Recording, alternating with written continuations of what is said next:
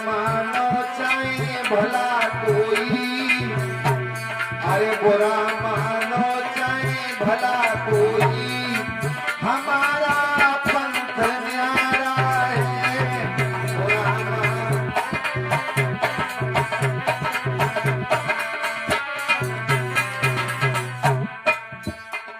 सुखदेव जी हर समय भगवान का ध्यान करते रहते हैं और देखिए भगवान ही हमारे सब कुछ हैं।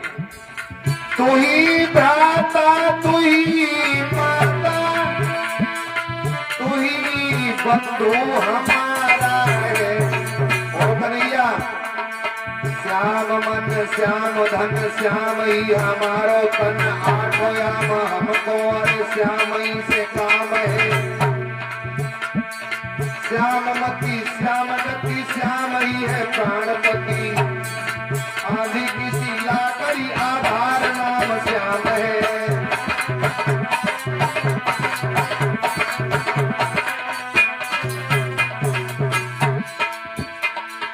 तू ही भ्राता तू ही माता तू ही बंधु हमारा है।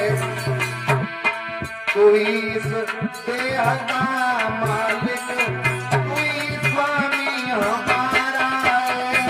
हमें क्या काम दुनिया से।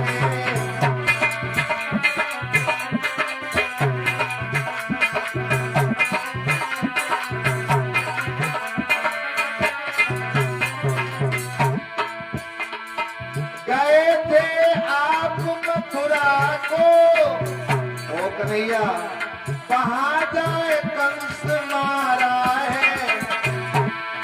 उठाया नख पे गिरवर धरे, उठाया नख पे गोबर धने, मान इंद्र का मारा है। हमें क्या काम दुनिया से, मेरा श्री कृष्ण प्यारा है। हमें क्या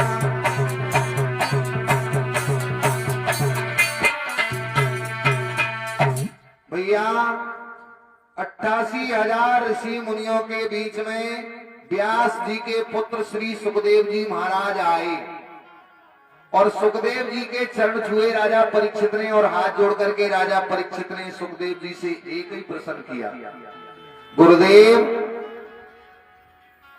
एक बात बता दीजिए।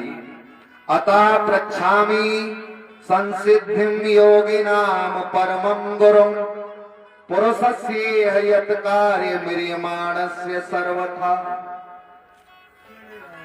श्री सुखदेव जी से राजा परीक्षित पूछने लगे, गुरुजी जल्दी मरने वाले व्यक्ति की मुक्ति का उपाय क्या है, बस यही बता दो। परीक्षित चाहते तो ये भी कह सकते थे कि मेरी मृत्यु को टाल दीजिए, सुखदेव जी टाल सकते थे, लेकिन परीक्षित ने ऐसा प्रश्न नहीं पूछा। परीक्षित ने तो ऐसा प्रश्न पूछा कि जिसमें सबका ही कल्याण हो।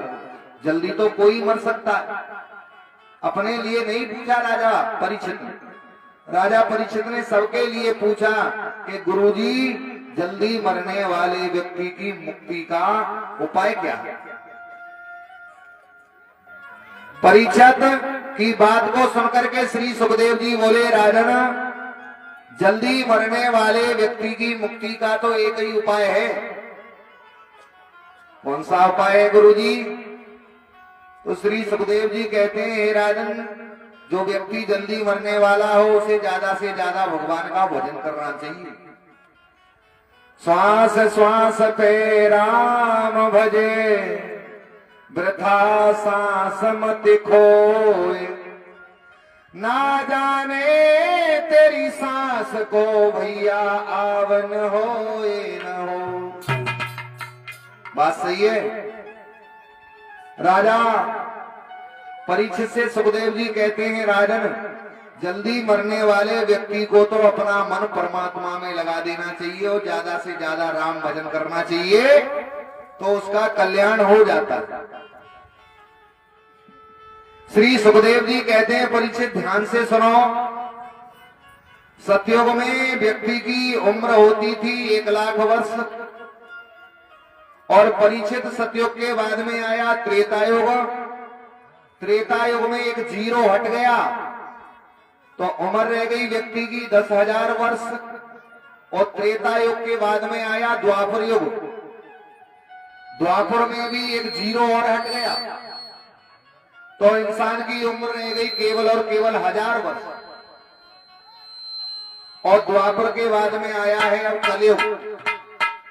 कलयुग में एक जीरो और हट गया है और इंसान की उम्र जब कलयुग में रह गई है महाराज केवल और केवल 100 वर्ष।